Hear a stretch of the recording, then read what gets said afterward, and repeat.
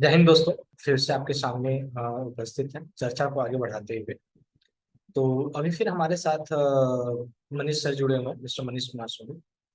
और हम लोग जो भी चर्चा करने वाले हैं वो चर्चा करने वाले हैं कि अभी के समय में जो स्टूडेंट ऑनलाइन लर्निंग है, इसका क्या बेनिफिट है बच्चों के लिए और कितना जरूरी है, और ये किस तरीके से बच्चों को फायदा पहुंचा सकता है। राइट। तो इन सब चीजों पे हम लोग पॉइंट टू पॉइंट बात करेंगे। राइट। तो welcome sir. Thank you. Thank you Kaushal. आ, कैसे हो? बहुत अच्छा हूँ सर। आप कैसे हैं? मैं भी बहुत बढ़िया हूँ। और मुस्कुराता हुआ चेहरा आपको बहुत अच्छा लगता है। आप भी। और मैथमेटिक्स कैसा चल रहा है आपका? बहुत अच्छा चल रहा है। बहुत बढ़िया। जैसा कि हम लोग जानते हैं, हम लोग, आप मैथ्स के टीचर हो, मैं फिजिक्स पढ़ाता हूँ। तो जब ऑनलाइन लर्निंग नहीं थी, हम लोगों ने फेस किया है वो टाइम जब ऑनलाइन लर्निंग थी तो बहुत कम थी या तो नहीं थी। तो हमें ये फिजिक्स और मैथ्स, ये ट्रिकी सब्जेक्ट्स हैं। इसके कॉन्सेप्ट समझने के लिए बच्चों को एक ऐसा टीचर चाहिए होता है जो उसे विजुअलाइज करा सके, रियल लाइफ से रिलेट करके उसको समझा सके, ताकि बच्चे जो आसपास में देख रहे हैं या जो फील कर रहे हैं उससे रिलेट कर सके कॉन्सेप्ट को, तो बच्चे समझ पाते हैं। अदरवाइज मैथ्स और फिजिक्स समझना बहुत ही टफ होता है। तो हम लोग बेस्ट टीचर ढूंढा करते थे। कोई बेस्ट टीचर 5 किलोमीटर दूर मिलता था, कोई 10 किलोमीटर दूर मिलता था। और हम लोग टीचर्स बदलते थे। फिर 10 किलोमीटर दूर वाला से समझ में आता था अगर वो अच्छे टीचर हैं, तो दिक्कत होती थी बहुत, ट्रांसपोर्टेशन 1 घंटे जाने में, 1 घंटे आने में। So many things we have faced. मैंने भी 7-8 किलोमीटर दूर जाता था साइकिल से पढ़ने, बिकॉज एक अच्छे टीचर की डिमांड बहुत थी। ठीक ना? आज भी अच्छे टीचर की डिमांड है, मेरा ये सेंस नहीं कि अच्छे टीचर की डिमांड से रिलेटेड नहीं है। लेकिन आज क्या है कि जो अच्छे टीचर हैं वो ऑनलाइन प्लेटफॉर्म पे अवेलेबल है।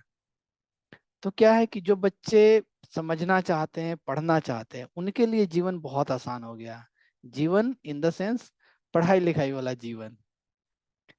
वो इनरोल हो जाते हैं और अच्छे से समझ पाते हैं। तो ऑनलाइन लर्निंग मेरे हिसाब से सबके लिए तो एक जैसा नहीं है, क्योंकि कुछ बच्चों को रियल लाइफ एग्जाम्पल से सिर्फ नहीं समझ पाते हैं। टीचर भी रियली में अगर प्रेजेंट हो फिजिकली तो ज़्यादा अच्छे से समझ पाते हैं, क्योंकि टीचर का एक और गुण होता है, क्वालिटी होता है, जो और किसी में बहुत ही कम होता है। जो बच्चे के एक्सप्रेशन को देख के समझ जाते हैं कि इसको कैसे समझाना है। तो कुछ ऐसे बच्चे हैं जिनको अगर फिजिकली टीचर नहीं प्रेजेंट है तो नहीं समझा पाते हैं। तो उस तरह के बच्चों को थोड़ा सा ऑनलाइन लर्निंग में दिक्कत होती है।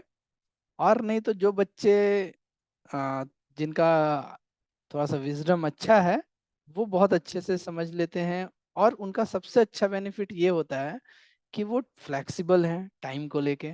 कभी रात में पढ़ लिए, कभी सुबह भी पढ़ लिए, लेक्चर्स कंप्लीट कर लेंगे और उनका बेस मजबूत हो जाता है। दूसरा ये है कि उनको वो ट्रांसपोर्ट का हैरेसमेंट नहीं होता है, ट्रैवलिंग का हैरेसमेंट नहीं होता है, इतना दूर जाना आना। तो टाइम बचती है, हैरेसमेंट से बचते हैं, एग्जॉस्ट नहीं होते हैं, वो एनर्जी पढ़ाई में लगाते हैं बच्चे। तो आजकल के आप बच्चों को देखोगे, कंपटीशन इतना टफ क्यों हो गया है? क्योंकि बच्चे ऑनलाइन लर्निंग से बहुत चीजें ग्रैब कर रहे हैं, जो चीजें ऑफलाइन में उन्हें बहुत स्ट्रगल करना पड़ता था। सो इस नज़रिए से ऑनलाइन लर्निंग मेरे हिसाब से बहुत अच्छा है। बट ऑनलाइन प्लस ऑफलाइन दोनों होना चाहिए। Because real life learning, real class room learning अगर नहीं मिल रही है बच्चों को, उससे वो वंचित हो रहे हैं। तो क्या है कि उनकी राइटिंग स्किल, लिखने, नोट्स बनाने, वो तौर तरीके से वो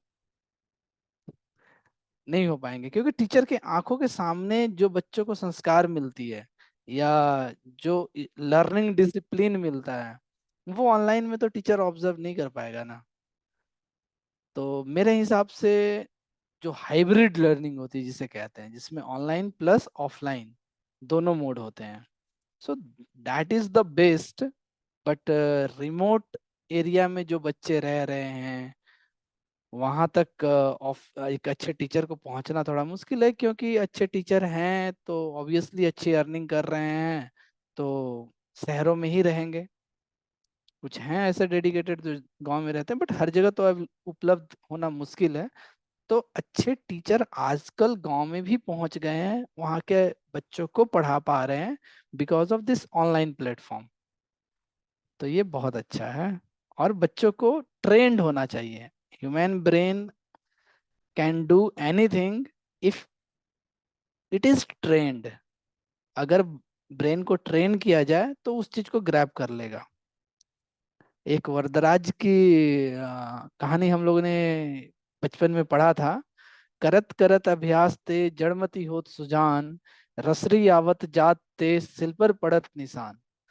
तो वरदराज को जब लगा कि मुझे चीजें समझ में क्यों नहीं आ रही है, तो उनको वो एक्सेप्ट कर लिए थे कि शायद मेरी जो क्षमता है वो उतनी नहीं है बाकी बच्चों की तरह। तो वो निराश होकर वापस आ रहे थे।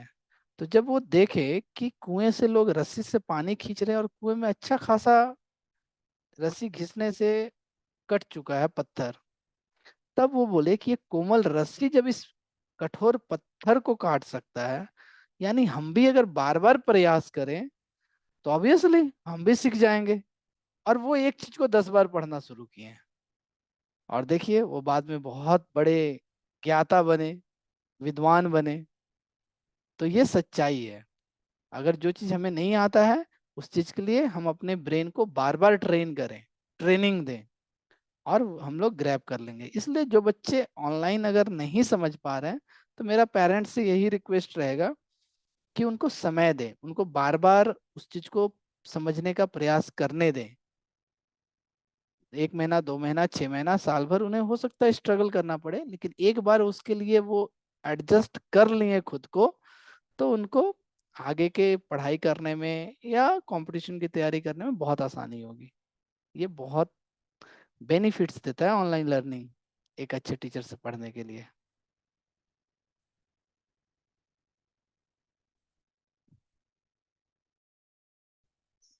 ओके, तो बहुत अच्छे तरीके से आपने समझाया कि ऑनलाइन प्लेटफॉर्म जो है किस तरीके से बच्चों को बेनिफिट। सबसे पहला कि एक जो ज्योग्राफिकल डिस्टेंस होते थे, जो बाउंड्रीज होती थी, जो ज्योग्राफिकल बाउंड्रीज होती थी बच्चों के लिए, वो आज खुल गई है।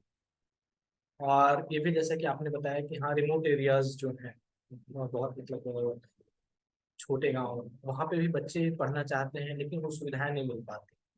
और शायद उनके पेरेंट्स भी उतने सक्षम नहीं है कि वो अपने बच्चे को बाहर भेजें और वहाँ भेज करके फिर उनको पढ़ा सके, उनको सुविधाएं प्रोवाइड कर सके, इतना खर्च उठा सके। तो ये भी है कि हाँ, इंटरनेट के द्वारा, ऑनलाइन के द्वारा आज जो टीचर, मतलब एक जगह टीचर पढ़ा रहा और हजारों किलोमीटर दूर बच्चे जो हैं उनसे पढ़ रहे हैं, सीख रहे हैं, उनके एक्सपीरियंस से वो अपने लिए, अपने जीवन में आगे बढ़ने की कोशिश और सीख। तो कहीं ना कहीं ये चीज है। और दूसरी चीज की, जैसा कि आपने बताया कि गांव में जैसे कि जो फैकल्टीज हैं, जो टीचर्स हैं, वो अभी गांव में नहीं रह रहे क्योंकि पैसा। तो एक चीज मैंने भी देखा है अपने बहुत सारे हमारे मित्र हैं, फ्रेंड्स हैं, टीचर्स, जो कि गांव में क्या है कि ये जो इंटरनेट की सुविधाएं हैं, तो एक ऑनलाइन क्लास करने तक तो मिल जाती है, लेकिन ऑनलाइन क्लास करवाने के लिए जो सुविधाएं हैं वो नहीं मिल पा रही। ये भी एक बहुत बड़ा वजह है कि जो गांव के टीचर हैं वो कहीं ना कहीं बाहर शिफ्ट हो रहे हैं, ताकि वो अपने आप को और अपने एक्सपीरियंस को, अपने नॉलेज को ज्यादा से ज्यादा लोगों तक, बच्चों तक पहुंचा सके जिनको नीड है। तो ये सारी चीजें हैं। तो बहुत अच्छा लगा आपसे सारी ये बातें करके, और जो भी आपने बताया वो बहुत अच्छे तरीके से सारी चीजें एक्सप्लेन किया। आशा है कि जो भी हमारे दर्शक हैं, चाहे पेरेंट्स हैं, बच्चे हैं, या कोई भी टीचर है, तो इन चीजों को बारीकी से समझ पाएंगे, इनके इम्पोर्टेंस को समझ पाएंगे, और अपने बच्चों तक उस चीज को पहुंचा पाएंगे। राइट, और उसके इम्पोर्टेंस, और जैसा कि आपने बताया कि करत करत अभ्यास थे जड़मति होत सुजान, रसरी आवत जात से सिर पर परत निशान। राइट, तो ये चीज क्लियरली यहाँ पे दर्शाता है बच्चों को या पेरेंट्स को कि बच्चे को ऐसा नहीं है कि 10 चीज को एक एक बार पढ़े।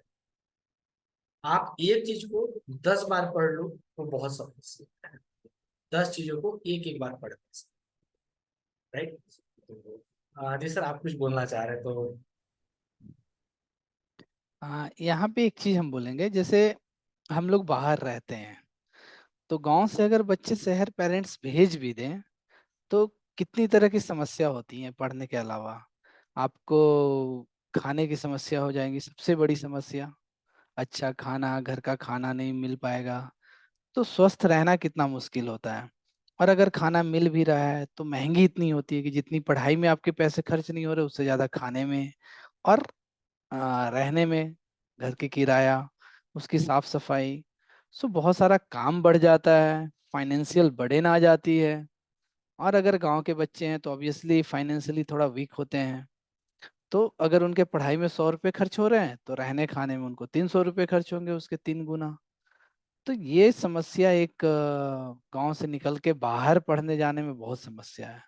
और अगर वही अगर वो ऑनलाइन ले लेते हैं घर में, इंटरनेट तो आजकल सरकार ने गांव गांव तक पहुंचा दिया है, और इंटरनेट की स्पीड भी बहुत अच्छी है। तो इस तरीके से गांव के बच्चे को भी एक अच्छे टीचर तक पहुंचना बहुत आसान हो गया है। सो यही चीज एक ऐड कर रहे थे। और 10 चीज को एक एक बार पढ़ने से अच्छा एक चीज को 10 बार पढ़ना, ये उनके लिए है जो बच्चे जिस चीज को नहीं समझ पा रहे हैं। जो बच्चे नहीं, मतलब हर एक बच्चा कुछ चीज समझता है, कुछ पोर्शन नहीं समझ पाता है। तो आप जो नहीं समझ पा रहे हो बिल्कुल, उसको 10 बार पढ़ो। जो आराम से समझ रहे हो उसको 2 बार पढ़ो। ऐसा नहीं कि उसको एक बार पढ़ेंगे, ठीक है ना। जो चीज हम समझते हैं उसको भी एटलीस्ट 2 बार पढ़ना चाहिए। और जो थोड़ा सा कॉम्प्लिकेशन है, स्मूथली समझ जाते हैं थोड़ा सा एफर्ट डाल के, उसको 3-4 बार जरूर पढ़ना चाहिए। मतलब एक बार पढ़े, 3-4 दिन बाद एक रिवीजन, एक सप्ताह बाद दूसरा रिवीजन, फिर 2 सप्ताह बाद तीसरा रिवीजन, एक महीने बाद चौथा रिवीजन। ये 4-5 बार रिवीजन कर लेने से क्या होता है कि वो चीजें आपके दिमाग में बैठ जाएंगी। और एक ही दिन 4 बार रिवीजन नहीं करना है, ये थोड़ा सा दिन, थोड़ा सा टाइम के बाद करना चाहिए। तो इस तरीके से जो भी बच्चे हैं वो अपने अप स्किलिंग कर सकते हैं।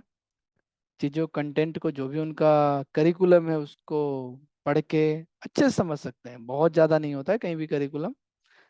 करिकुलम जो होता है वो बच्चे के एज और उनके दिमाग के अनुसार ही बनाया जाता है। तो आजकल बहुत आसान हो गया स्टडी, अगर बच्चे कंटिन्यू रहें और डिसिप्लिन्ड होकर पढ़ाई करें।